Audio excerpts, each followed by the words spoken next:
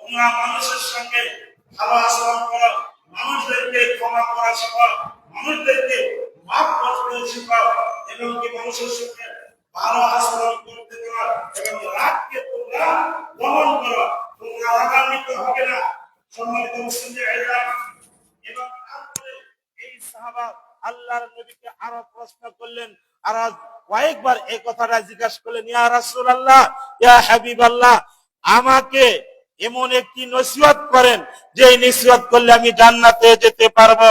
সম্মানিত মুসলিম আযম, আল্লাহর নবী তারপরে তাকে এই কথাই বলেন, ক্বালা লা তাগযব, তোমরা মানুষকে ক্ষমা করে শেখো, এবং কি মানুষদেরকে কি তোমরা রাগটাকে মিটিয়ে দাও, তোমরা রাগকে হজম করা শেখো। সম্মানিত মুসলিম আযম, তাহলে এই হাদিসের ভাষায় আমরা বুঝতে পারলাম যে আমরা যদি রাগকে যদি কন্ট্রোল করতে পারি, রাগকে যদি আমরা হজম করতে পারি, তাহলে আল্লাহ রাব্বুল আলামিন আমাদের জন্য জান্নাতের ফয়সালা করে রাখবেন, করে রেখে দিয়েছেন। সম্মানিত মুসল্লি আযম, আমাদের সমাজে দেখা যাচ্ছে যে আমরা এই রাগটাকেই কন্ট্রোল করতে পারি না। আমরা রাস্তাঘাটে চলাফেরার সময় যদি মানুষের সঙ্গে কোনো একটু ভুল হয়ে যায়, তাহলে সেখানে রাগান্বিত হতে এবং কি তাকে তার সাথে এমন আচরণ করি যে আচরণ করলে পরে সেই লোকটা মন খারাপ করে চলে যায়, সে মনে ব্যথা পায়, এমন আচরণ আমাদের করা যাবে না। সম্মানিত মুসলিম আযম, তাহলে আমাদের রাগটাকে হজম করতে হবে, বেশি রাগ করা যাবে না। আর রাগ যখন আমাদের বেশি উঠে যাবে, তখন আল্লাহর নবী বলেছেন, তুমি আউযু বিল্লাহি মিনাশ শাইতানির রাজিম পড়ো এবং মাটির দিকে তাকাও, তোমরা বসে পড়ো, এবং কি যদি বসেও রাগ না মিটে তোমরা শুয়ে পড়ো। সম্মানিত মুসলিম আযম, আমরা যেন এই হাদিসের উপর আমল করতে পারি। আমাদের যখন অতিরিক্ত রাগ উঠে যাবে, আমাদের অতিরিক্ত যখন আমাদের শরীরে গোসা এসে যাবে, তখন যেন আমরা আউযু বিল্লাহি মিনাশ শাইতানির রাজিম পড়তে পারি এবং মাটির দিকে তাকাতে পারি এবং বসে যাই। যদি বসার পরে যদি না হয়, তাহলে আমরা যেন শুয়ে পড়তে পারি। আল্লাহ রাব্বুল আলামিন আমাদেরকে এই তৌফিক দান করেন। সকালে বলুন আমিন। সম্মানিত মুসলিম আযম, আল্লাহ রাব্বুল আলামিন কোরআনুল কারীমের মধ্যে বিভিন্ন জায়গায় একই কথা আল্লাহ রাব্বুল আলামিন বলে দিয়েছেন যে ওয়াল কাযিমিনাল গায়জ ওয়াল আফিনা আনিন নাস ওয়াল্লাহু ইউহিব্বুল মুহসিনিন। এখানেও আল্লাহ রাব্বুল আলামিন একই কথাই বলেছেন যে মানুষের সঙ্গে ভালো আচরণ করা, ওয়াল্লাহু ইউহিব্বুল মুহসিনিন, এবং মুহসিন ব্যক্তিরাই তো মানুষের সঙ্গে ভালো আচরণ করতে পারে। সম্মানিত মুসলিম আযম, তাহলে আমাদের খেয়াল রাখতে হবে যেন আমরা মানুষের সঙ্গে কখনো যেন খারাপ আচরণ না করি, কখনো যেন আমরা মানুষের সঙ্গে খারাপ আচরণ না করি। আমরা সর্বক্ষণ সব সময় আপনি যেন মানুষের সঙ্গে ভালো আচরণ করতে পারি। সম্মানিত মুসলিম আযম, আমার আপনার যতই রাগ উঠুক না কেন, যখনই আমরা মাটির দিকে তাকাবো, আউযু বিল্লাহি মিনাশ শাইতানির রাজিম বলবো, তখন আমাদের এই রাগটা আর থাকবে না। শুনেন সম্মানিত মুসলিম আযম, দুনিয়ার মধ্যে আমরা অল্প কিছুদিনের জন্য এসেছি, আমরা চিরস্থায়ী নয়।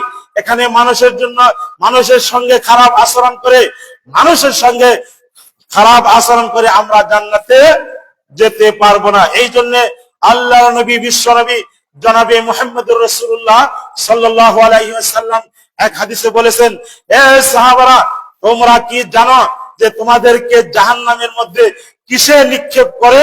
তখন আল্লাহর নবীর সাহাবারা বললেন, ইয়া রাসূলুল্লাহ, ইয়া হাবিবাল্লাহ, আল্লাহ এবং তার রাসূলই ভালো জানেন, আমরা বলতে পারি না। আল্লাহর নবী বললেন যে এই ঠোঁট এবং জিহ্বাটাই তোমাদেরকে জাহান্নামের দিকে নিক্ষেপ করে দেয়। এই জিহ্বা এবং ঠোঁটটাই তোমাদেরকে কি করে? জাহান্নামের মধ্যে ধাক্কা দিয়ে ফেলে দেয়। আল্লাহ নবী এইভাবে বললেন, দেখো সাহাবারা, তোমাদেরকে জাহান্নামের মধ্যে এইভাবে ধাক্কা দিয়ে কিসে ফেলে দেয়? যে তোমাদের জিহ্বা এবং ঠোঁট, অর্থাৎ এই মুখ দিয়ে মানুষদেরকে গালিগালাজ করি, এই মুখ দিয়ে মানুষদেরকে খারাপ কথা বলি, এই মুখ দিয়ে মানুষের গীবত গাই, এই মুখ দিয়েই যত ফাহিশা কথা আছে, এই সমস্ত কথাবার্তা কিন্তু আমরা এই মুখ দিয়াই বলি এবং এই জিহ্বা দিয়াই বলি। সম্মানিত মুসল্লি, একদম শুধু তাই নয়, এই জিহ্বা দিয়ে এই মুখ দিয়ে আমরা হারাম জিনিস ভক্ষণ করি, হারাম জিনিস খেয়ে থাকি। সম্মানিত মুসল্লি আযম, তাহলে এই মুখটাকে আমাদের হেফাজত করতে হবে, এই জিহ্বাটাকে আমাদের হেফাজত করতে হবে। আর আমরা যখনই হারাম খাবো আর হারাম খেলে পরে আমাদের ইবাদত কবুল হবে না।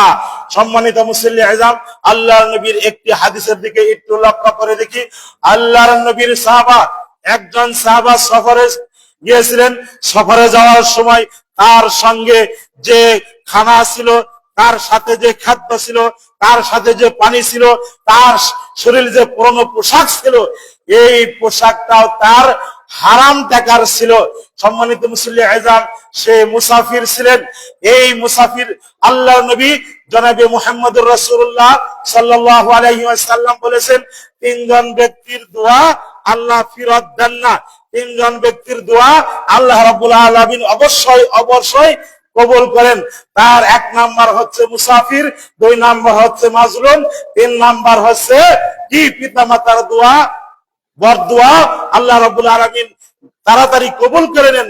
এটা কোনো আল্লাহর সঙ্গে কোনো পর্দা থাকে না, সরাসরি আল্লাহ এই তিনজন ব্যক্তির দোয়া এবং বরদোয়া কবুল করে নেন। সম্মানিত মুসল্লি আযম, এই লোকটার তার কাছে যে খানা ছিল, রুটি ছিল এবং এক মুঠো পানি ছিল, এই পানিটাও ছিল হারাম টাকার কিনা। এই হারাম টাকার কিনার থাকার কারণে তার যে মালাবেশ ছিল, এই মালাবেশটা ইবাদত করতে হবে।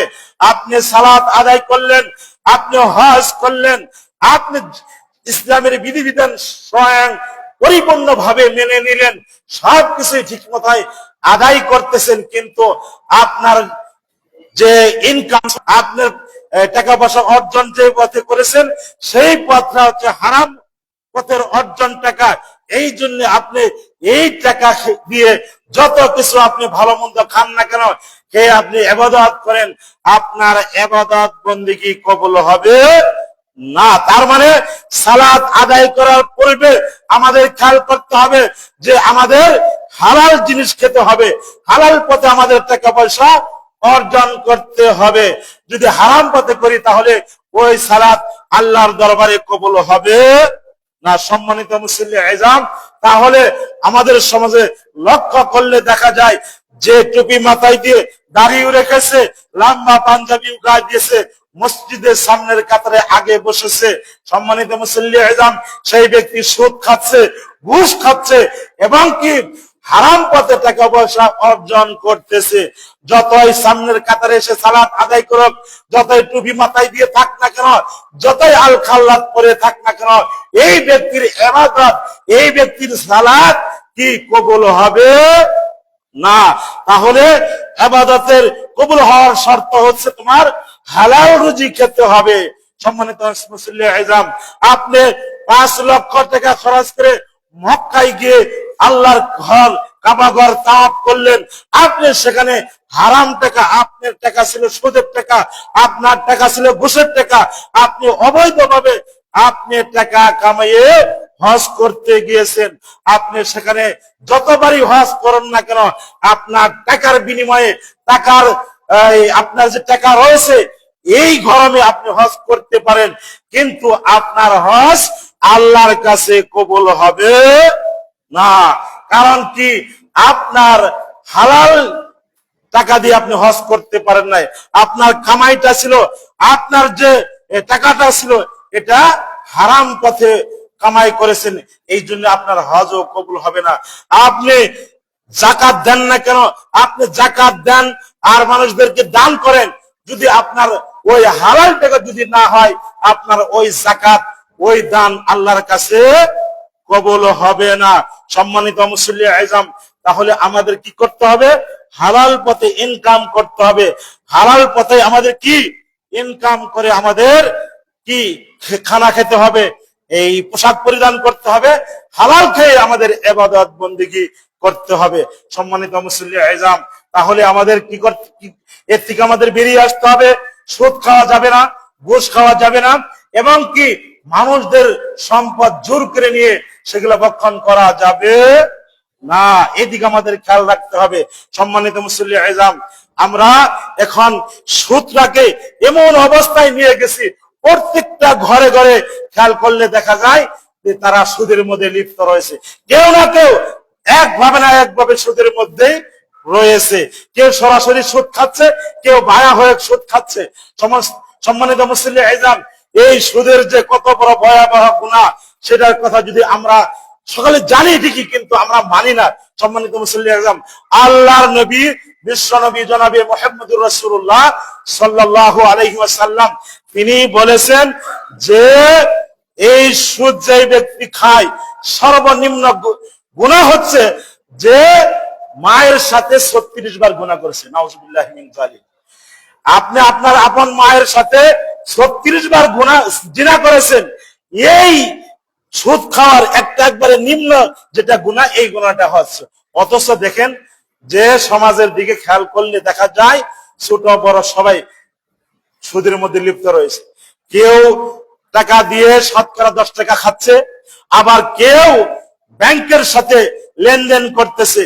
ব্যাংকের সাথে কি আপনি লেনদেন করে সুদ নিচ্ছে বা দিচ্ছে।